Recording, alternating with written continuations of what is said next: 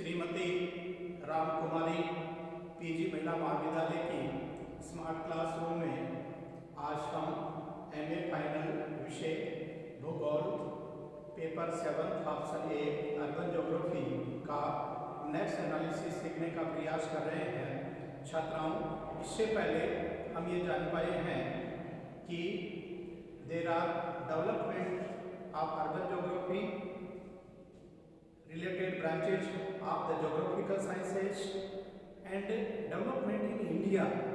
किस प्रकार इस शाखा का विकास जो है वह है भूगोल विज्ञान की एक महत्वपूर्ण शाखा के रूप में हुआ। इससे पहले हम ये जान पाए हैं कि 19वीं एवं 20वीं शताब्दी में नगरों में एक प्रवृत्ति उत्पन्न हुई। उस उत्पन्न प्रवृत्ति को नगरीकरण के नाम से जाना जाता है और नगरीकरण से अनेक प्रकार की समस्याएं उत्पन्न हुई। समस्याओं की ओर विद्वानों का ध्यान आकर्षित हुआ और उन्होंने अपने विचार व्यक्त किए। परिणाम स्वरूप इस शाखा के ज्ञान में वृद्धि हुई और भूगोल विज्ञान की एक महत्वपूर्ण शाखा इस प्रकार जो है वह पूर्ण रूप धारण कर चुकी है। यह है नगरीय भूगोल। जी हाँ छात्रों, हम क्वेश्चन नंबर 2 के रूप में आज जो सीखने का प्रयास कर रहे हैं वह है नगरीय भूगोल की विषय वस्तु। There are the scope of urban geography. विषय वस्तु सबसे कंफ्यूज नहीं होना है। यदि छात्राओं शब्द का शाब्दिक अर्थ जो स्टूडेंट्स और टीचर जान पाए तब I think that will not confusions of any positions. क्या है कि विषय और वस्तु, इसको हम दो भागों में डिवाइड कर लेते हैं। वस्तु, कौन सी वस्तु? नगरीय भूगोल। सीखने के लिए एनालिसिस ले रहे हैं। वस्तु कौन सी? नगरीय भूगोल।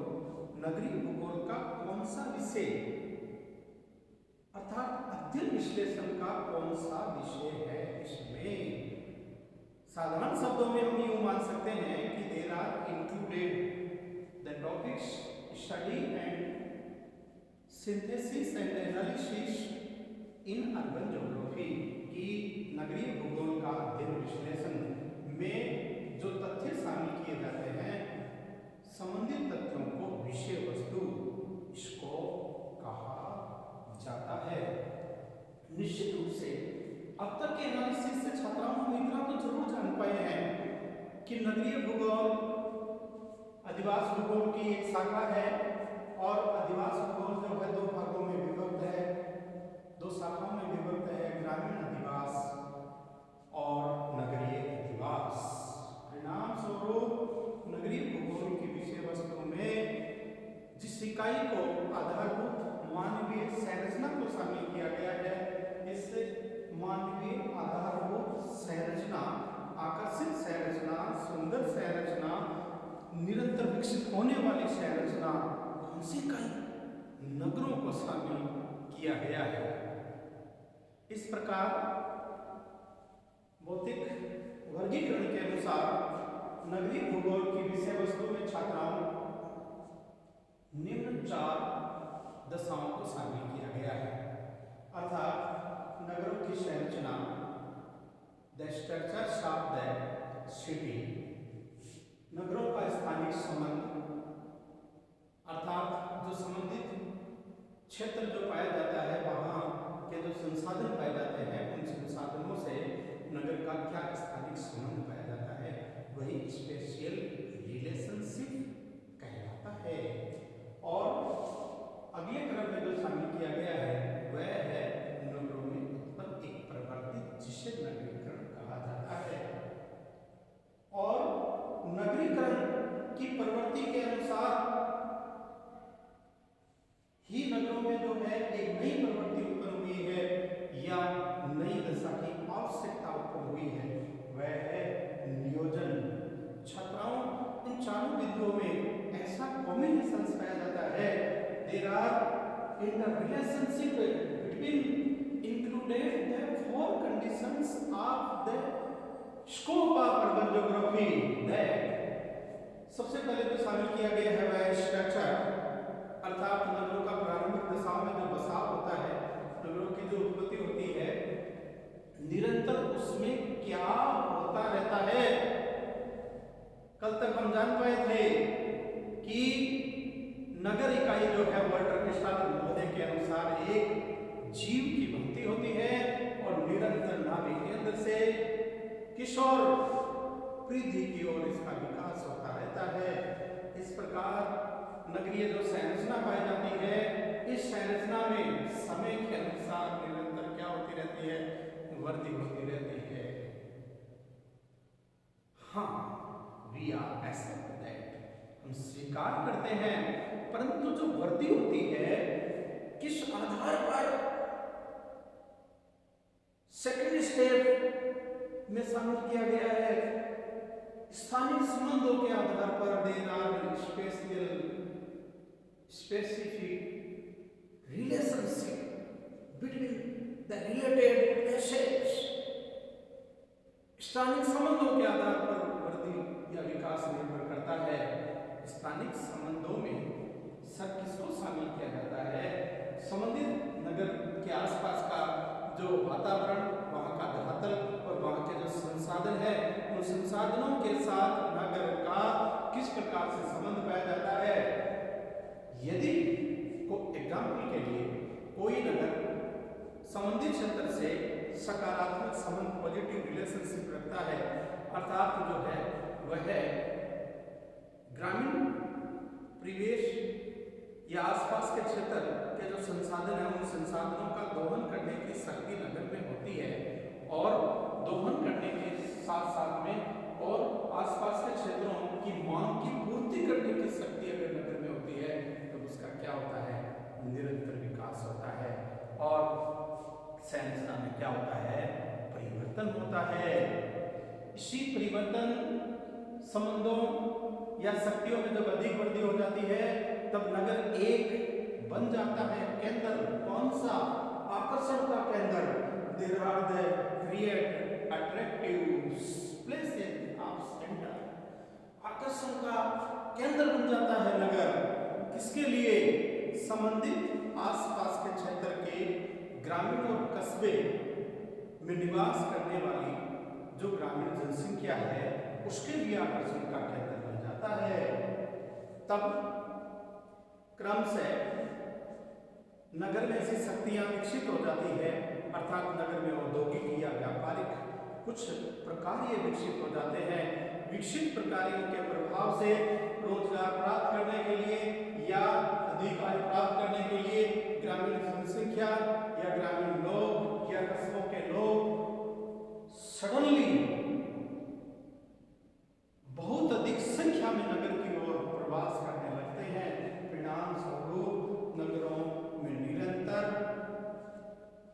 परिवर्तन होता रहता है और इस परिवर्तन से नगर की जो आकारिकी है, आकार है नगर का, आकारिकी में निरंतर वृद्धि होती रहती है। और कितनी वृद्धि, इतनी वृद्धि, आगे हम उसको कंसेप्ट के रूप में सीखेंगे। तब इस प्रक्रिया को नगरीकरण कार्बनाइजेशन कहा जाता है। छात्राओं, नगरीय भूगोल की विषय वस्तु का जो नेक्स्ट पॉइंट शामिल किया गया है, अगला वर्ग जो शामिल किया गया है, वह है नगरीकरण। और नगरीकरण के बाद एक और बिंदु शामिल किया गया है, एक दशा को शामिल किया गया है, वह है नियोजन।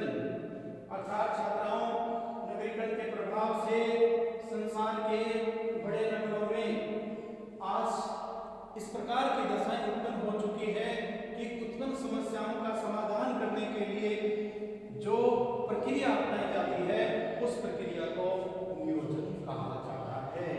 हम यूनिट 3 में 2 क्वेश्चंस के रूप में जानने का प्रयास करेंगे। नियोजन से अर्थ व अभिप्राय, नियोजन की आवश्यकता, और अगला क्वेश्चन पढ़ेंगे नगर नियोजन के सिद्धांत। परिणाम स्वरूप नगरीय संरचना उद्भव और ऐतिहासिक दशा पर निर्भर करती है। संरचना से नगर का जो है निरंतर विकास किस पर निर्भर करता है? स्थानिक संबंधों पर निर्भर करता है। तो स्थानिक संबंधों के अध्ययन को विषय वस्तु में शामिल किया गया है और स्थानिक संबंधों के आधार पर नगर आकर्षण का केंद्र बन जाता है। उस प्रक्रिया को क्या कहते हैं? नगरीकरण कहते हैं। और नगरीकरण से इतना सडनली परिवर्तन होता है कि उत्पन्न समस्याओं और परिवर्तन का समाधान करने के लिए जिस प्रक्रिया को अपनाया जाता है वह नियोजन कहलाता है।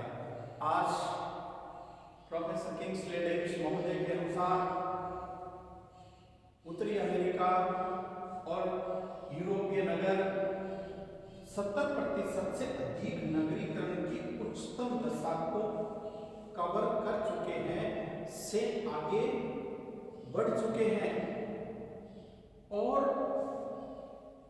डेविस महोदय ने अपने एनालिसिस में प्रस्तुत किया है कि वहां से अब पुनः लौटना संभव नहीं है। परिणाम स्वरूप उत्पन्न समस्याओं का समाधान जिस प्रक्रिया के द्वारा किया जा सकता है उस प्रक्रिया को नगर नियोजन कहा जाता है। इस प्रकार छात्राओं, नगर और नगरीय भूगोल की विषय वस्तु में निम्न 4 पहलुओं को, 4 वर्गों को शामिल किया गया है, जिनके मध्य क्या पाया जाता है? There are inter relationship between the structures, spatial relationship, urbanisations and the urban plannings. यह क्वेश्चंस हम जब भौतिक क्लासेस अपनी प्रारंभ हो जाएगी तब हम क्या है डिटेल में भी सीखने का प्रयास करेंगे।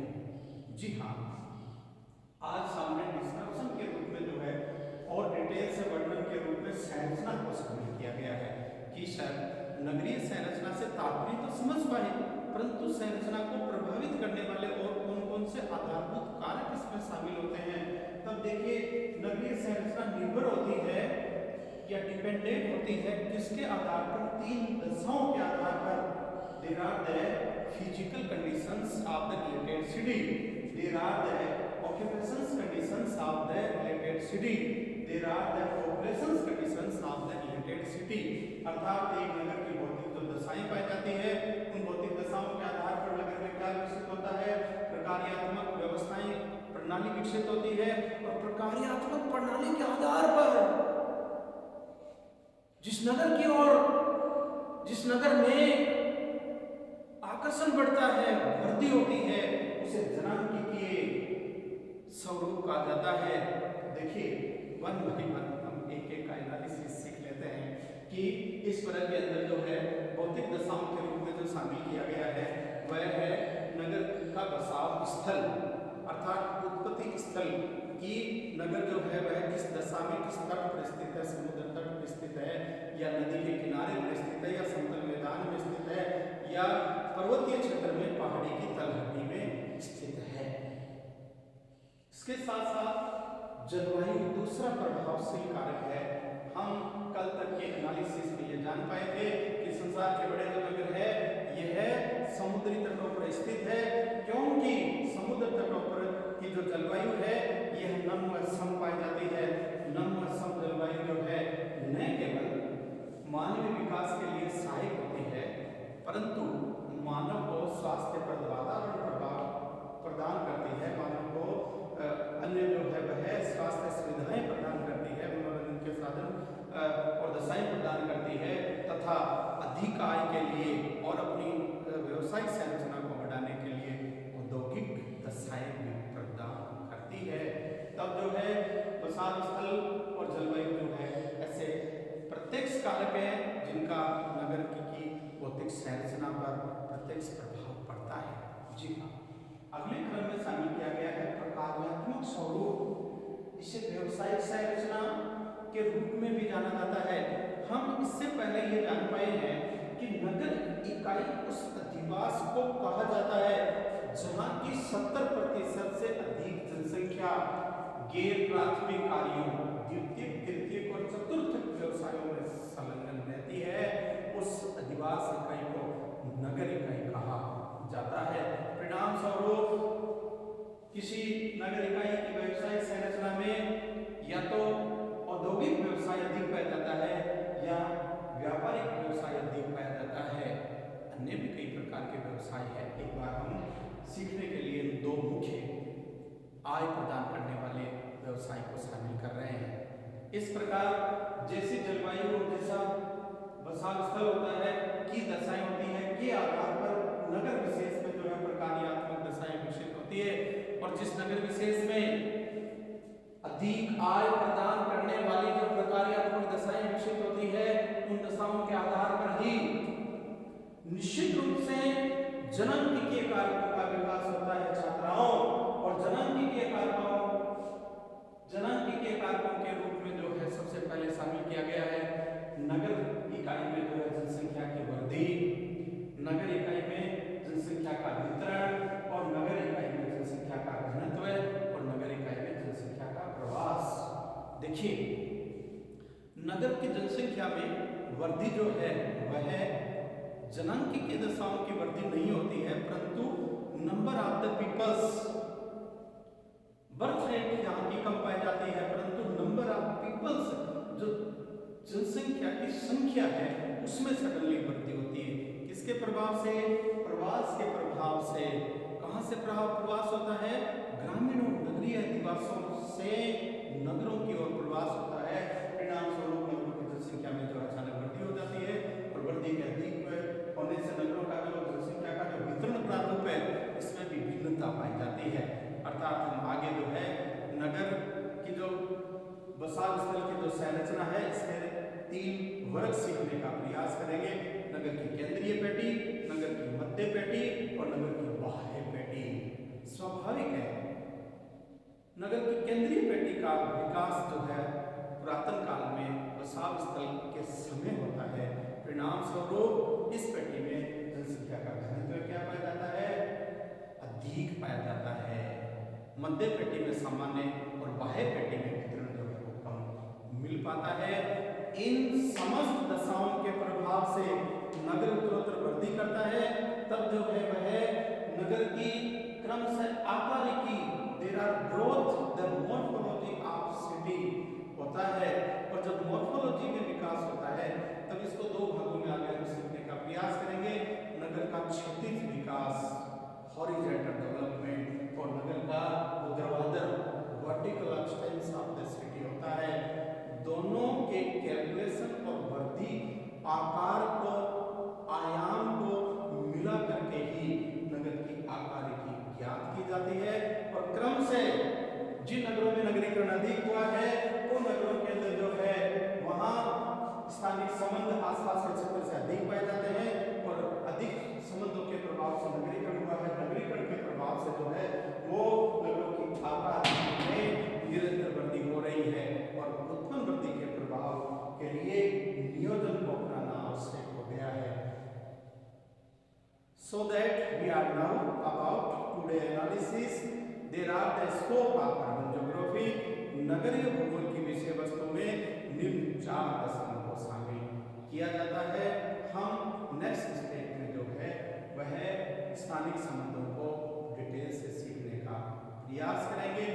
जी हाँ छात्राओं, वीडियो को पुनः जो है सब्सक्राइब कीजिए, चैनल को सब्सक्राइब कीजिए, समझ में आए तक शेयर कीजिए, और नहीं समझ में आए तब हमें कमेंट्स कीजिए ताकि हम आपसे परिवर्तन कर सकेंगे। धन्यवाद।